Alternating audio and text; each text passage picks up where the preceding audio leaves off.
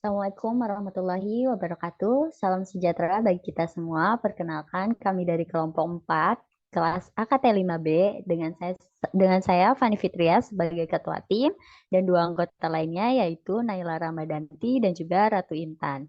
Pada kesempatan kali ini kami akan melakukan audit di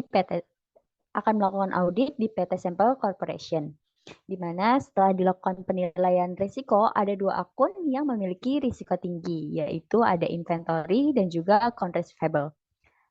Nah, sekarang kami akan melakukan uji substantif akun inventory dengan bantuan software ACL sebagai alat pengumpulan buktinya. Prosedur audit pertama dilakukan pengujian internal kontrol yang akan dijelaskan oleh rekan saya, Ratu Intan. Baik, Naila boleh share screen.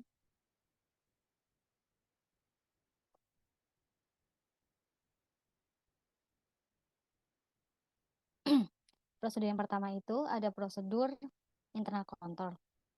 Perintah nomor 1 itu periksalah apakah terdapat nomor kode produk untuk tiap produk yang di stok dan dijual oleh perusahaan. Langkah yang pertama itu pilih tabel inventory.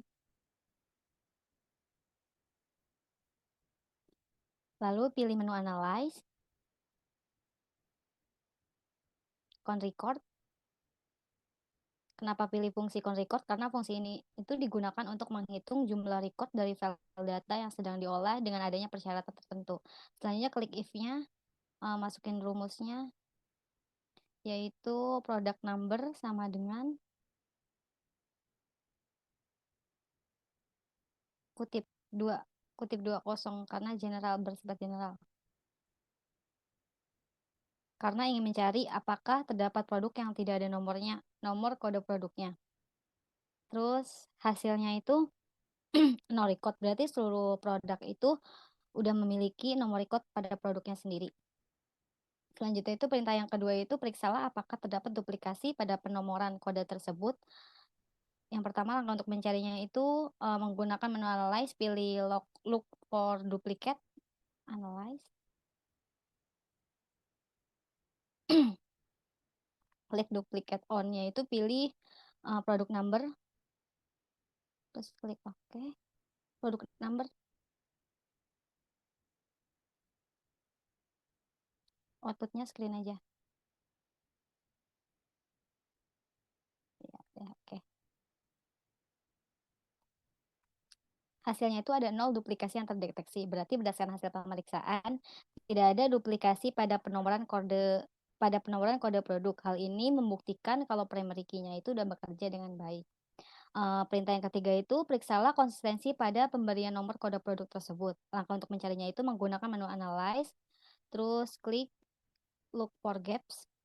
Kenapa pilih look for gaps? Karena fungsi ini itu digunakan untuk mendeteksi apakah file data berisi data yang konsisten atau yang tidak berada dalam urutannya. Terus klik gaps on gaps on, pilih produk numbernya. Terus pastikan outputnya juga oke. Oke. Outputnya pastikan screen. Oke. Hasilnya itu ada 152 record nomor kode produknya itu nggak konsisten karena jarak tiap pemberian nomor produknya itu nggak sama. Misalnya pada tabel yang pertama itu selisihnya itu 129. Yang kedua itu 16,199. Jadi jaraknya itu nggak konsisten. Selanjutnya itu perintah nomor 4, periksa apakah semua produk sudah diberi nama atau deskripsi produk secara lengkap. Pilih menu analyze, count record.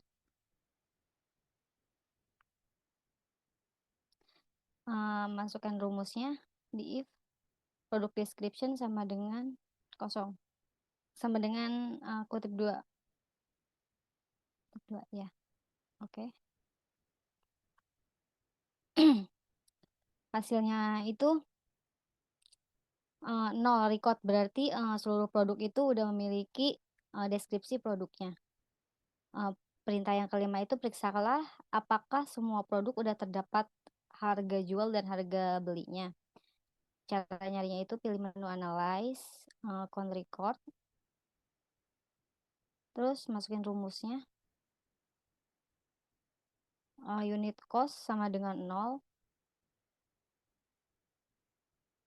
or sales price sama dengan 0. Karena ingin mencari apakah terdapat harga jual dan harga beli yang tidak ada nominalnya. Lalu klik OK. Hasilnya juga no record, berarti seluruh produk itu udah terdapat harga jual dan harga belinya. Eh, Perintah nomor 6 itu periksalah apakah setiap barang memiliki batas minimum stok atau iron stock. Pilih menu analyze, pilih count record.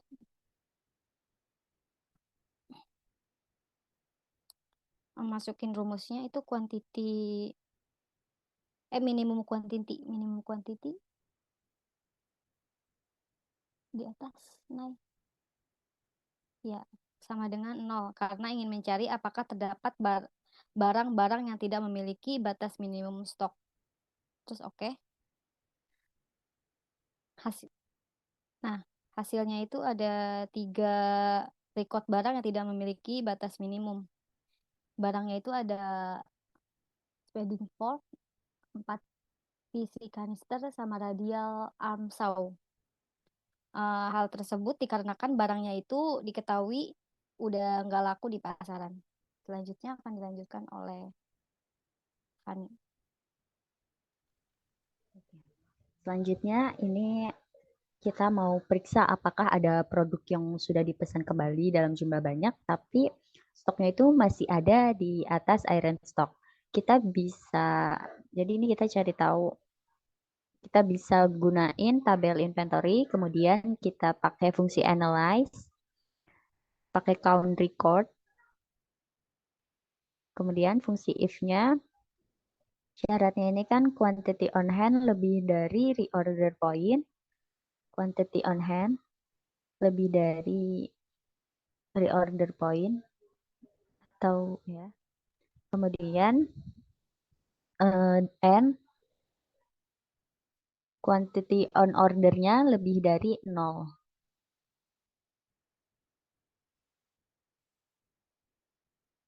Oke.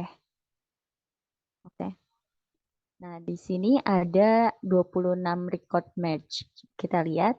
Di sini ada 26 produk yang sudah dipesan kembali, tapi eh, stok di gudangnya masih ada di atas reorder point. Kemudian selanjutnya kita menguji asersi eksistensi. Di mana di sini kita suruh membuat daftar saldo persediaan untuk periode laporan keuangan, lalu lakukan dengan hasil stock of name barang. Kemudian lakukan traceback jika SO dilakukan setelah tanggal laporan. Namun karena kita tidak bisa melakukan stock of name, maka kita melakukan prosedur alternatif dengan mengecek kembali nilai persediaan, kemudian disamakan dengan nilai di laporan keuangan. Kita bisa pakai tabel inventory, kemudian kita lakukan perhitungan ulang dengan cara quantity on hand dikali unit cost. Ini ada tabel recalculate inventory value. Ini hasil perhitungan dari kita, audit. Kemudian kita buat daftar persediaannya dengan cara pakai fungsi data. Kemudian kita ekstrak data, pilih field. Nah, kita ekstrak field. Kita pilih produk number, produk description, quantity on hand, unit cost, sama recalculate yang sudah kita hitung tadi. Oke, kemudian oke. Itunya kita save dulu. sebagai bukti audit.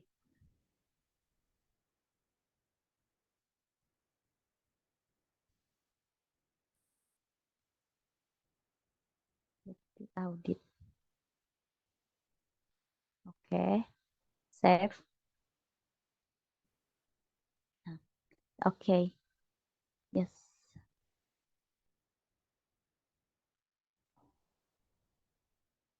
Nah, ini udah keluar daftar persediaan yang sudah kita summarize, kita udah ringkas. Habis itu kita blok bagian recalculate-nya buat tahu total persediaannya itu berapa. Kita pakai analyze, kemudian kita total field.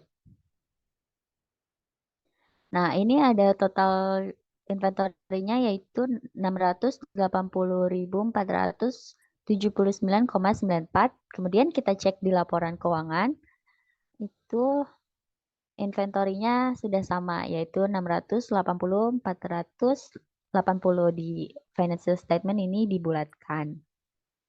Jadi kesimpulannya daftar saldo persediaan ini udah kita buat, kemudian kita pakai prosedur alternatif karena tidak bisa melakukan cek fisik. Kemudian setelah dilakukan traceback ke LK, ini nilai persediaannya sudah sama dengan perhitungan kembali persediaan. Kita lanjut ke prosedur berikutnya yaitu arsersi kelengkapan dan pisah batas. Di sini kita akan memeriksa apakah nilai persediaan pada daftar pendukung persediaan sudah tercakup seluruhnya pada laporan keuangan. Kita bisa cek dengan menggunakan tabel inventory. Kemudian kita blok bagian inventory value at cost.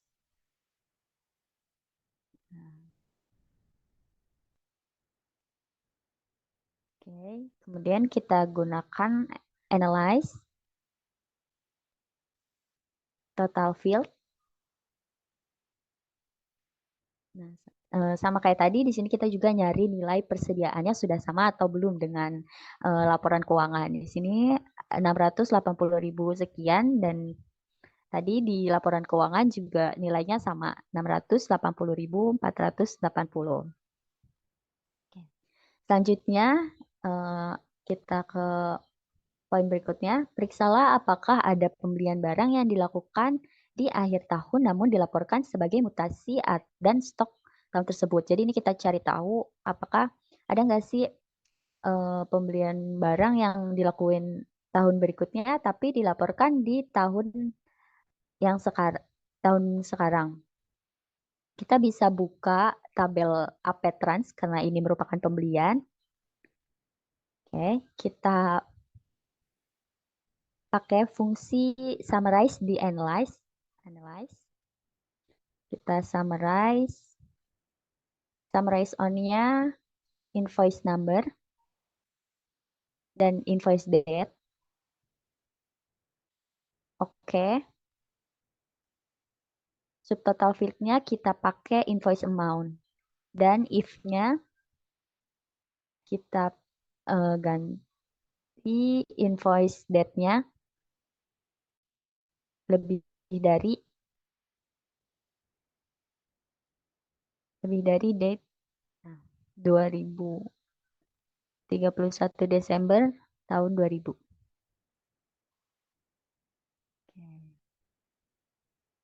Oke. Nah, kita oke.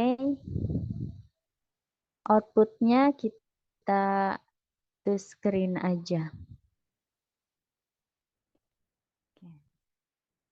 Nah, ini slide kita cari ternyata nggak ada transaksi di tahun berikutnya yang dicatat di tahun 2000. Jadi ini nggak ada kesalahan di bagian cut off-nya. Kemudian kita close yang itunya. Kemudian di poin selanjutnya, periksalah apakah ada penjualan barang yang dilakukan setelah akhir tahun namun dilaporkan sebagai mutasi barang keluar tahun tersebut. Kita bisa pakai tabel AR karena ini merupakan penjualan.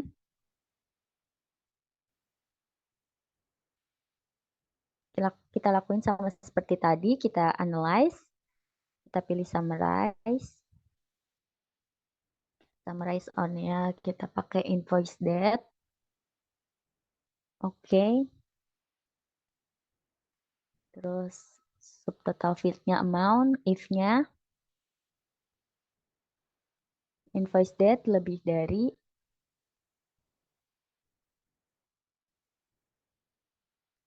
31 Desember atau tahun raja kita. Oke, screen. Oke, nah ini kita dapat bahwa nggak ada penjualan yang kita catat di tahun 2000, tapi terjadinya di tahun 2001. Kemudian kita ke tahap selanjutnya, itu boleh di close. Periksa apakah terdapat nilai unit cost yang nilainya negatif. Kita bisa buka tabel inventory. Nah, di sini kita mau cari nih, apa ada nggak sih nilai cost yang nilainya negatif. Kita pakai count, analyze, ke analyze, terus count, record. If-nya kita isi unit cost kurang dari 0.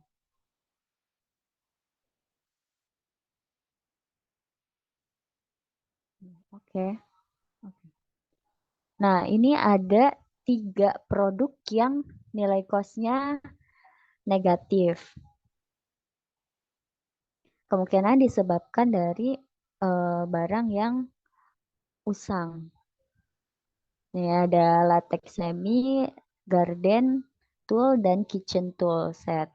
Nah, oke, kita close, kita lanjut. Oke, selanjutnya akan dijelaskan oleh Naila Ramadanti. Baik, selanjutnya masih pada prosedur audit untuk asersi akurasi, yaitu periksalah apakah terdapat sales price yang nilainya negatif. Kita langsung aja ke langkah yang pertamanya, kita buka inventory, lalu kita analyze, kita count record, terus kita pakai fungsi if, masukkan rumus, sales price, ini kurang dari 0, karena sales price yang bernilai negatif. Nah, di sini diketahui tidak ada produk yang memiliki harga jual yang bernilai negatif. Lalu yang selanjutnya itu periksalah apakah terdapat jumlah stok yang bernilai negatif.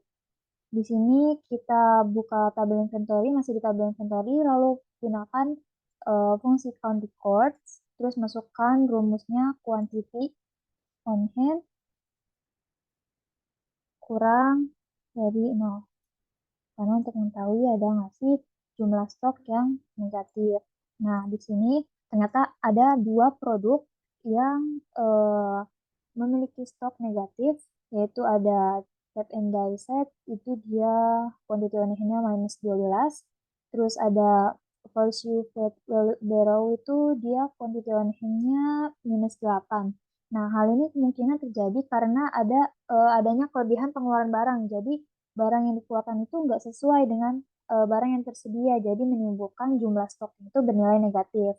Selanjutnya itu kita ke tahap selanjutnya, periksalah matematikal akurasi untuk saldo inventory lalu telusuri ke laporan keuangan. Jadi di sini kita akan tambah kolom baru. Ya, jadi kita di sini tambah kolom baru yaitu recalculate inventory value itu tuh didapat dari quantity on hand dikali sama unit cost. Nah, lalu ini kita bandingkan dengan total persediaan nih yang udah ada inventory value at cost dengan uh, yang udah kita hitung barusan. Di sini kita bandingkan ya. Kita analyze, kita gunakan fungsi total fields. Nah, diketahui hasilnya udah sama, berarti ini anggapannya itu yang sudah dihitung oleh klien ini sudah sama dan sudah benar. Lalu kita telusuri nih di LK. Di sini dia inventorinya itu 680.480, yaitu pembulatan di 680.479,94. Jadi kita anggap udah benar, udah akurat. Lalu selanjutnya itu masuk ke prosedur audit untuk menguji asersi, evaluasi, dan alokasi, yaitu periksalah apakah perusahaan telah menetapkan LCOM untuk nilai akhir persediaan. LCOM ini sendiri adalah lower of cost or market, yaitu suatu metode dalam penyajian nilai persediaan yang didasari harga pasar yang lebih rendah dari harga pokok atau cost-nya. Misalnya, ada produk A yang memiliki cost-nya itu 10 dan market value-nya itu adalah 15. Nah, maka perusahaan itu akan mengambil harga yang 10 atau harga yang lebih rendah.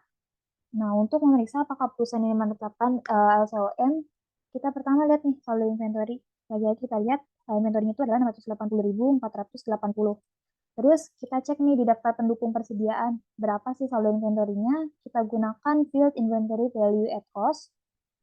Lalu kita gunakan fungsi total fields. Nah, di sini kan udah sama nih ya, dari 680.480 kita bulatin. Jadi sama yang di LK. Nah, jadi asumsi sementara ini kita simpulkan kalau perusahaan ini nggak menggunakan LCOM karena perusahaan ini menggunakan cost penuhnya gitu. Jadi nggak nggak peduli apakah market value-nya itu ada yang lebih rendah atau enggak. Nah, kita bisa ngebuktiin juga nih buat mastiin lagi apakah ada produk yang market value-nya ini lebih rendah dan apakah market value yang lebih rendah itu digunakan apa enggak. Itu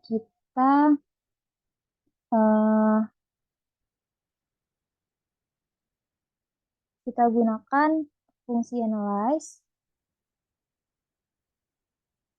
Lalu kita count record sama dengan berarti kan market value lebih rendah dari ini inventory value-nya. Nah, di sini ternyata ada 5 produk yang market value-nya ini lebih rendah daripada inventory value at cost-nya. Tapi perusahaan ini tetap pakai cost-nya meskipun market value-nya ini diketahui lebih rendah. Ini buktinya itu tadi ya, nilai di saldo inventory di laporan keuangan itu tuh udah sama total inventory value at cost. Sedangkan inventory value at cost itu kan didapat dari quantity on hand dikali unit cost.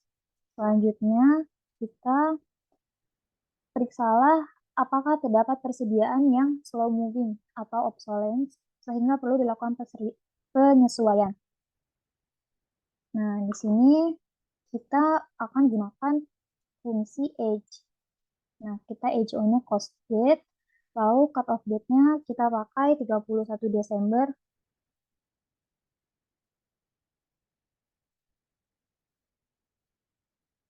2000. Nah, kita mengkategorikan suatu barang itu slow moving atau lama terjual kalau misalnya barang tersebut itu selama mencapai 90 hari lebih gitu untuk dijual. Jadi kan dia lama gitu buat dijualnya, buat keluar gudang. Jadi kita di sini aging periods-nya itu gunakan yang 90 sama 120 aja. Untuk subtotal fields-nya kita gunakan quantity on hand, lalu if-nya kita pakai quantity on order sama dengan 0. Kenapa quantity on order sama dengan 0? Karena kan kalau misalnya suatu barang itu lama bergeraknya gitu, slow moving, jadi kan dia kayak kurang laku gitu. Nggak mungkin dong kalau barang kurang laku itu perusahaan tetap nge-restock. Jadi di sini syaratnya itu quantity on order-nya itu 0. Lalu outputnya kita pilih screen. Oke. Nah, di sini ternyata ada sebanyak 52 produk yang mengalami slow moving atau perpindahannya tuh lama untuk terjual. Di sini ya untuk kisaran 90 sampai 120 hari ini ada 10 produk, ada Metric, non-PC Open dan lain-lainnya. Lalu di sini juga ada yang lebih dari 120 hari. Ini ada banyak ya, ada 42 produk. Nah, oke. Jadi disimpulin di perusahaan ini ada ya persediaan yang mengalami slow moving. Nah, karena slow moving ini kan barang itu kemungkinan akan mengalami obsolescence atau keusangan sehingga perlu dilakukan penyesuaian. Selanjutnya ini yang prosedur terakhir itu adalah telusuri nilai persediaan yang telah terjual dan cocokkan dengan COGS perusahaan. Ini kita pakai tabel trans di AR. Nah, di sini di LK ini diketahui kalau COGS-nya itu adalah 300.104. Nah, tapi di sini di invoice amount saat di total itu dia hasilnya lebih dari 300.104. Di sini 300.104, tapi di sini 300.682. Nah, di sini kita telusuri nih kenapa sih bisa muncul kayak begini. Nah, setelah kita ketahui ada kejanggalan tadi, kita di sini melakukan recalculate atau menghitung ulang COGS, yaitu di sini dengan menambah kolom baru COGS yang rumusnya quantity dikali unit cost. Nah, terus selanjutnya kita cek nih COGS ini jumlahnya ada berapa sih dia. Nah, di sini dia udah sama ya kayak di laporan keuangan 300.104 kalau dibuletin. Nah, jadi berarti ada kesalahan itu di pihak klien di sini di invoice amount-nya. Kenapa dia bisa beda sama COGS? Lalu kita cari nih selisih perbedaan yang perbedaan yang sudah kita hitung tadi dengan invoice amount yang udah ada. Nah, di sini kita ada scanning, kita urutin dari yang terbesar. Nah, di sini udah dapat nih, totalnya itu keseluruhan ada 16. Ada 16 invoice amount yang berbeda perhitungannya dengan COGS yang auditor lakukan. Kita ambil sampel yang pertama, ini untuk produk number 0303050603. Dia di sini kuantitinya 16, invoice amount-nya yang dicatat perusahaan itu 225,97. Unit cost-nya di sini 0. Nah, dari sini aja udah aneh kan? 0. 0. Jadi kita mau tahu nih, apakah produk number-nya itu, apakah produk yang dijual ini benar-benar ada apa enggak? Kita cek di tabel inventory. Nah, di inventory ini kita analyze, kita count records if-nya ini product number sama dengan tadi 0303 056 03.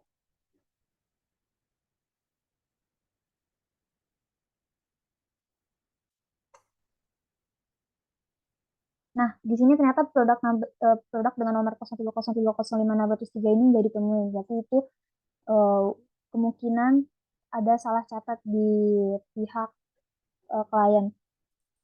Selanjutnya kita ambil sampel yang kedua. Ini adalah di sini unit cost-nya udah ada, tapi masih ada perbedaan di invoice amount sama COGS yang dihitung sama sama sama auditor. Di sini ada selisih 50 didapat. Jadi kemungkinannya itu unit cost yang dicatat di invoice amount-nya itu lebih tinggi daripada unit cost yang sudah ditetapkan oleh perusahaan, yaitu sebesar 4,82. Selanjutnya, sampel yang terakhir itu kita ambil yang bernilai minus. Ini minus 2,45. Di sini yang paling aneh, di sini kuantitinya udah ada, tapi invoice amount-nya 0. Jadi di COGS yang udah kita dapat itu kan 2,45 dengan cost-nya tuh per produk 0,01. Nah, jadi itu sekian sampel-sampel yang didapatkan untuk prosedur audit yang terakhir yaitu telusuri nilai persediaan yang telah terjual dan cocokkan dengan COGS perusahaan. Jadi untuk invoice amount-nya ini masih belum sama dengan COGS yang tertera pada laporan keuangan perusahaan klien. Sekian. Oke. Nah, itu tadi prosedur uji substantif yang udah kita lakuin pada akun inventory dengan bantuan software ACL.